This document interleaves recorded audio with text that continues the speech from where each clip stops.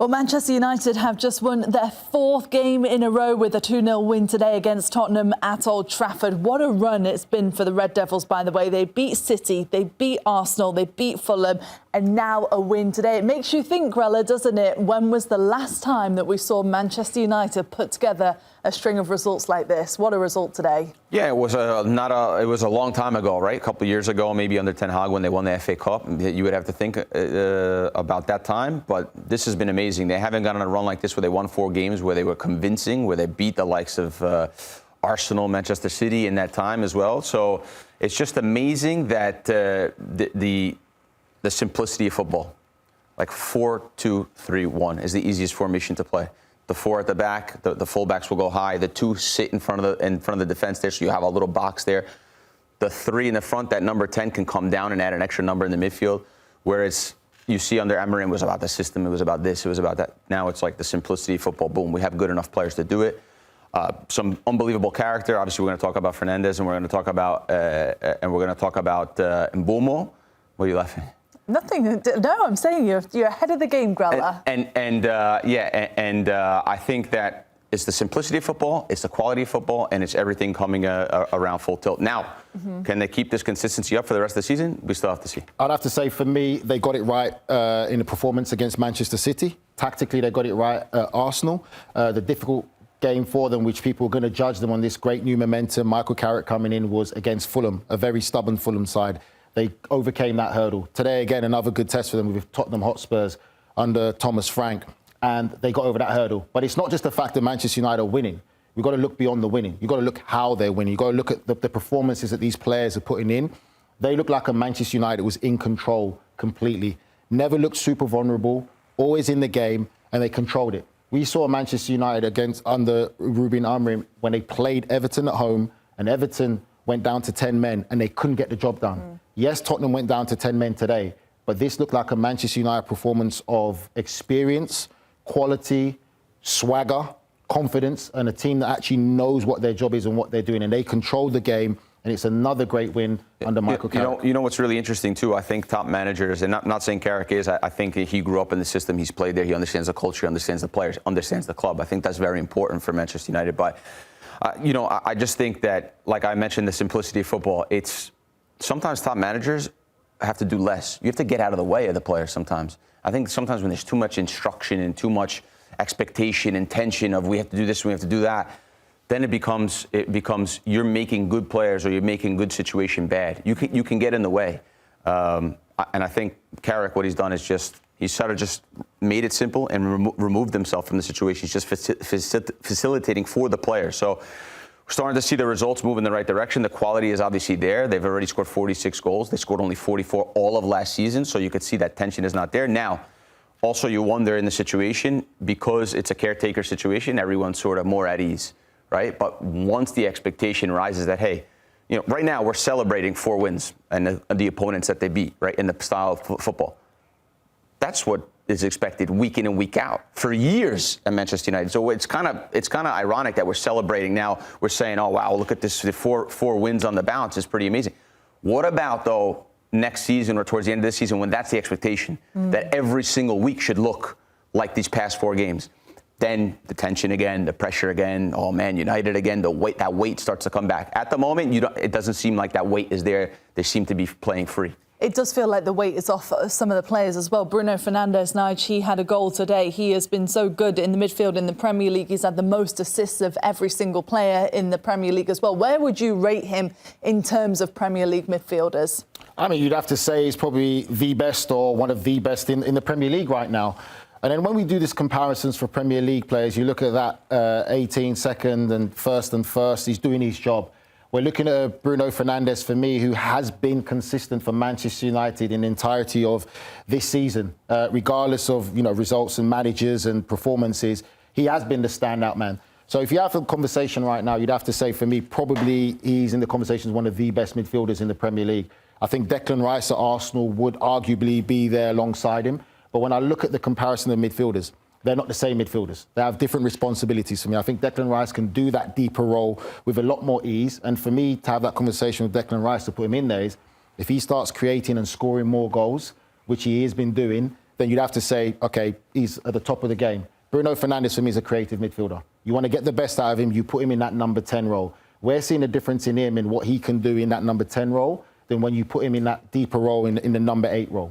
We've seen little vulnerabilities of him in that number 8 role for defensive responsibilities, but for what his job is, to get the best out of him, you do have to say he is definitely in the conversation as one of the best midfielders in the Premier League. How much has it helped Grella having Casemiro playing the way he is and also Kobbie Mainoo, because we saw him kind of frozen out by Ruben Amorim and now he's really found his footing again? That's what I talk about, like, as a top manager, you get out of the way and you put the best players in a position to succeed. Like, when you put Casemiro and Mainoo in there to do that kind of work, then it frees up guys like Bruno, obviously, to do his work. But when you look at a player that has all the tools, and both on a lot of sides of the football, and you look at a player that has been very consistent throughout the years in a team, in a club that's been very inconsistent, a club that's had so much change in manager and playing style, in results, in the weight of the shirt and the expectations of the fans, and he's always been there more or less with the quality that he has. You have to put players like him in situation to succeed. I think Carrick's done a fantastic job. And second fastest player in Man United history to reach 200 goal involvements today. He actually breaks that mark. So the quality, I think the numbers speak for themselves. And what he's been able to do, 12 assists, leading the assists in the season, making Man United a dangerous team again, scoring the third most goals in the Premier League, where last year they were 16th in goal scoring. So he's been a big piece, and a piece they can't afford to lose. And that was one of the criticism Ruben Amorim faced, because he saw Bruno Fernandes as a number 8, and at times we saw other midfielders run past him because they were more structured and more conditioned in the defensive responsibility to play that role. And people argue to say, you need to play Bruno Fernandes higher up. But he was so in stuck on his system and the style of play, and he compared Bruno Fernandes to Kobbie Mainoo, where for me, and a few other people who push back to say, they're not the same players. They're completely different players in what they can bring to a team. Goes to Grella's point, Michael Carrick's gone there, gone back to simplicity, putting players in positions where they can succeed and show the best of their talent.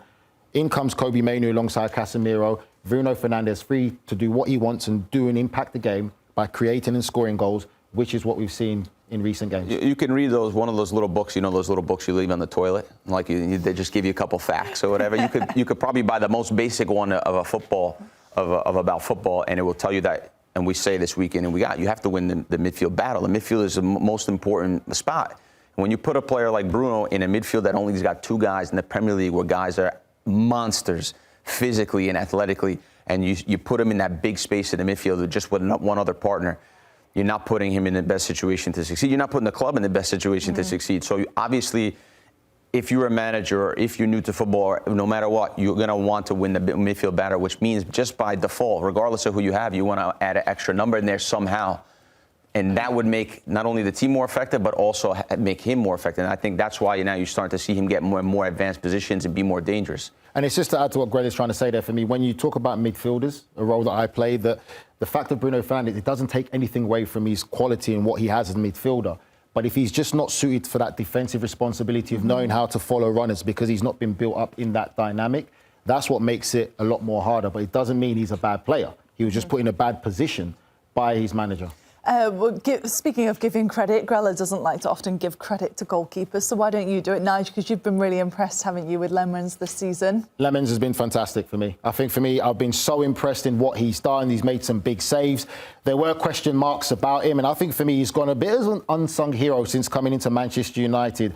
At the same time, Manchester United fans probably want Donnarumma, which I wouldn't go against them for wanting Donnarumma, to show how much of a quality goalkeeper he is and how instrumental he has been to Manchester City since moving over there. No one knew too much about this young goalkeeper before he came to Manchester United. When you look at his body of work, the saves that he's made, looks confident, commanding of his box, and even with set pieces that we've seen all these teams become so strong at now in the Premier League and trying to make goalkeepers uncomfortable, packing the box, he's never looked uncomfortable as a goalkeeper. I think for me, Manchester United have done a great bit of business, which I can't say we've been able to say about them for a long period of time. This is one bit of business that I think is going to be very fruitful for them moving forward. Only 23 as well. I get it, and he's been good for them, for sure, but he's doing the things he's supposed to do. But you've got to give him credit the magnitude of the club that he is and the situation when he comes to Manchester. For sure. Hasn't made no mistakes. But it seems like it's like we should be speaking positively about the goalkeeper. but he's doing a job that basically they couldn't find someone to do. I used to turn on Manchester City. That's not bad. But I used to turn on the TV to see, what's Onana going to do today? What circus act is he going to pull in front of the goal today? And this was going on at Man United for a long time. And so you're trying to build something, and all of a sudden the goalkeeper lets you down, and it's a real sucker punch. You need to be at the top level. You need to have a solid goalkeeper, and that's what he's given them. Mm-hmm. He's given them that solid edge. He's coming out for crosses, punching balls when he needs to punch them, catch them when he needs to catch them, play when he needs to play. And although that sounds simple, it's not simple when you're at Man United. So credit to him. Look at the bigger picture, and I know you're someone who loves your stocks and bonds. That is a great investment for Manchester United. Definitely. That's going to blossom. Definitely. But he's just doing his job. Happy days for the red side of Manchester. Not so much for Tottenham, though, because obviously Thomas Frank has had a lot of pressure on him. It's bizarre to think that Tottenham finished 8th in the Champions League and qualified straight through to the round of 16, but sit, 14th place in the Premier League. I think we've got to talk about Romero as well, picking up another red card today, and that comes off the back of a lot of frustration that he's shown against the club in the winter transfer window. This is a message that he put out on his Instagram, which really obviously circulated in the media. Teammates, yes, a great effort from all my teammates yesterday. They were incredible. I wanted to be available to help them even though I wasn't feeling well, especially since we only had 11 players available. Unbelievable, but true and disgraceful. We'll keep showing up and taking responsibility to turn this around, working hard and staying together. All that's left to say is to thank the fans for being there, always supporting us, the fans at Spurs Official. Obviously, that's going to spark so much in the headlines, so much that they don't need at this moment in time. What was your reaction to seeing that today, Nigel? Don't agree with the comment. I can understand the frustration, but he's club captain. I don't think that's the right way to go about it. There's enough football fans and Tottenham fans to see what's happening at the football club, to see the squad size isn't big enough, and it's not your responsibility to go out there and say that. At the end of the day, you're employed by Tottenham Football Club. Do you know how you take care of situation? With your performances. Go out there and perform and do your job. Get that type of stuff. Does it ever work as a player, and especially as a club captain, to go out in the media and put that sort of pressure on the club? No, it doesn't work, because you're not going to succeed. You don't have the power as a player to go and make the owners of the club go and spend money. It's not your jurisdiction. Your jurisdiction is to perform as Tottenham captain. Now, you go and say that, and you don't put a performance and you get a red card today, people now have got ammunition to come at you. You need to concentrate on your job. Your club captain, do it. You cannot control or make owners with that statement go and say, we're going to spend more money because our captain says so. But, our captain just got sent off today against Manchester United. Is he focusing on the game or worrying about situations that he cannot control? I understand the frustration, but sometimes I think players need to take better responsibility of when to open their mouth or when to keep their mouth closed. Not a good look for him. And probably not a good look for Tottenham today. And it's got massive repercussions as well, Grella, because not only is it a 3-match ban, but it's a 4-game ban now because he's already been sent off before this season. And it's not a good look overall to see a red card today on the back of a statement like that, which Thomas Frank had to come out and try and kind of make amends between him and the club. Yeah, for sure. And it changes the game today, for sure. Cost them 3 points, no question about it. It just took him out of the match. When I think of Tottenham, I don't know what the team is. I really don't know what it is, and it's difficult. It seems to me like their club is reactive. They'll sign someone because it's a good deal or a good idea, and then they'll put that person in the squad and then think, okay, well, that doesn't work, so then we'll do this. It's almost like they're always a step behind, like a dollar short and a day late, you know? Under Ange, they wanted to go for games and play with the high line and go press teams, and then they win the Europa League doing that, but then they're pretty poor in the league, and then they go to Thomas Frank, who wants to play more reserve type of football. They're constantly signing guys that don't fit. I don't know who the core of their team is. I don't know who is the 5-6 guys in the team that you can rely on.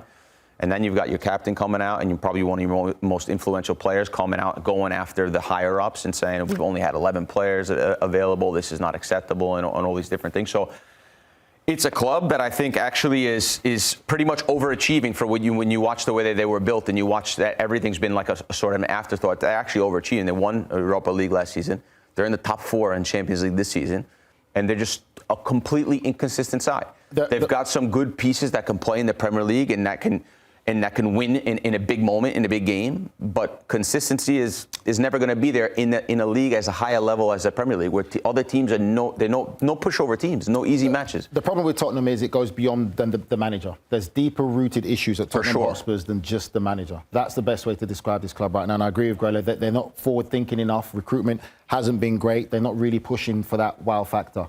It feels every week as well, we sit here and think, what do we think of Tottenham? Because yes, OK, Nigel, you say they had a favourable run in the Champions League, but to finish in the top 8 is not easy, is it? So Thomas Frank, in some ways, can sit there and say, we've had a great run in Europe. We're 14th in the Premier League, probably not where we want to be, but is all the criticism and the pressure on him warranted? It's what comes with being Tottenham manager. So you're going to say, yes, you want to manage big clubs, and especially big clubs in London. When you talk about now the global fan base of Tottenham Hotspurs, this is what comes with it, whether you're Thomas Frank or whoever may be at their home. I think that they had a favourable run of games for the Champions League to where they finished. The most difficult game for me was against Dortmund, which they managed to get a win, which was probably their best performance in the Champions League. Great, but then they still need to put that same form in the Premier League. This is what comes with it. I think for me, Tottenham needs a long period of stability, a long period of actually trying to identify what they're trying to be. And I look at Thomas Frank, I still think he's a good manager. I think he needs time. I look at now how Xavi Simons for me is a player who's starting to transform his performances at Tottenham. At first, when he first came in there, looked unsettled, didn't look comfortable. Now he's starting to find his groove. Even in today's game, the loss, he's one of the bright sparks of this Tottenham side moving forward.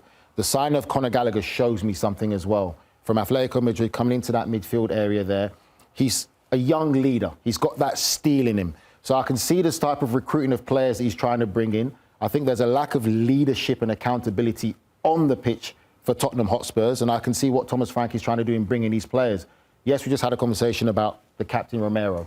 That's not what real leaders do when you look at what he did and let his frustration in motion get the better of him. Given time, I think Thomas Frank can get it right, because if you get rid of Thomas Frank now, who comes in again? Yeah. It's the same players, and it's the same vicious cycle you're going to find at Tottenham Hotspur. Anything you build, you need a solid foundation to build it. And then I just feel at times they don't have that foundation. They don't have that core group. You talk about leadership. I totally agree. I don't know who the 5-6 guys are that are going to give you the performance every single week at the high level. And then from there, you can add to that, and you can add to the way you want to play, and you can maybe help the manager out with some of the signings. But it seems like they add, and then it's a miss, and then we're not so sure about this guy. Consistency here, and there's no one that sets the standard, like when Harry Kane was there, or when Son was there, that say, okay, this is what we represent, this is how we're going to work. And it's just been so much change with the players, the staff, the managers, the identity of how they're going to play, that it's the consistency is not there. And that's why you see spurts in Europe. Yeah. Pretty good. Yeah. But the consistency in the Premier League at that high level is not going to be there. Who would have thought when we saw the Europa League final last year with Tottenham and Manchester United that the two teams would be in the situations that they're in this season? So Manchester United have won 4 on the bounce. Could it be the end of a era? Because we know the United strand is very close to finally cutting his hair. That leaves West Ham, Nigel, to be the decisive match. Do Manchester United get it done? It'll be typical Manchester United fashion. I would not be surprised if they lose to West Ham, who are in a relegation fight. I've answered that question for you. Does he finally cut his hair, Grill? I said no. At West Ham, difficult game. I think he finally cuts his hair. Right, okay. Listen, I'm just going to say this. West Ham are starting to look good. They're really starting to fight. I'll be more worried about Nottingham Forest than West Ham right now, because West Ham are starting to trend in the right direction. So it's not going to be an easy layup, as Grella would say, for Manchester United. A tough game for sure. But I think they get the job done. OK, we'll see if he finally cuts it or if it's back to square one. A great run, though, from Manchester United.